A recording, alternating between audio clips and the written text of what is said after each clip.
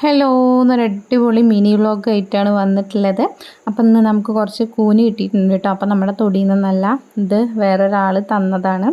അങ്ങനെ ഇതാ ഞാൻ കൂനൊക്കെ നന്നായിട്ട് കഷ്ണങ്ങളാക്കി എടുത്തിട്ടുണ്ട്. അതിൽ മഞ്ഞൾപ്പൊടിയും ചെറിയ ചൂടുവെള്ളത്തിൽ കഴുകിയെടുത്തതാണ്. അതിന് ശേഷം ഇതാ ചട്ടിയിലേക്ക് ഇട്ടിട്ട് നല്ല നാടൻ രീതിയിലാണ് കേട്ടോ ഒന്ന് കൂന് വറ്റിച്ചെടുക്കണത്. അപ്പോൾ അതാ മഞ്ഞൾപ്പൊടി ഇട്ട് കൊടുത്തിട്ടുണ്ട്. അതിന് ശേഷം കുറച്ച് കല്ലുപ്പ് ഇട്ട് കൊടുത്തിട്ടുണ്ട്. പിന്നെ മുളക് പൊടി ഇട്ട് കൊടുത്തിട്ടുണ്ട്. അതിന് ശേഷം ചെറുള്ളിയാണ് നമ്മൾ എടുക്കുന്നത്.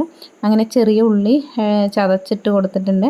പിന്നെ ഒരു അരക്കഷ്ണം തക്കാളിയും കൂടി ഇട്ട് കൊടുത്തിട്ടുണ്ട്. അതിന് ശേഷം അല്പം വെള്ളം ഒഴിച്ചിട്ട് ഒരു 10-15 മിനിറ്റ് നന്നായി ഒന്ന് വേവിച്ച് വറ്റിച്ചെടുക്കണം കേട്ടോ. അങ്ങനെ അതാ 10-15 മിനിറ്റിന് ശേഷം നമ്മുടെ കൂണ് ഇവിടെ വറ്റി നല്ല അടിപൊളി കുഴമ്പ് രീതിയിലായി വന്നിട്ടുണ്ട്.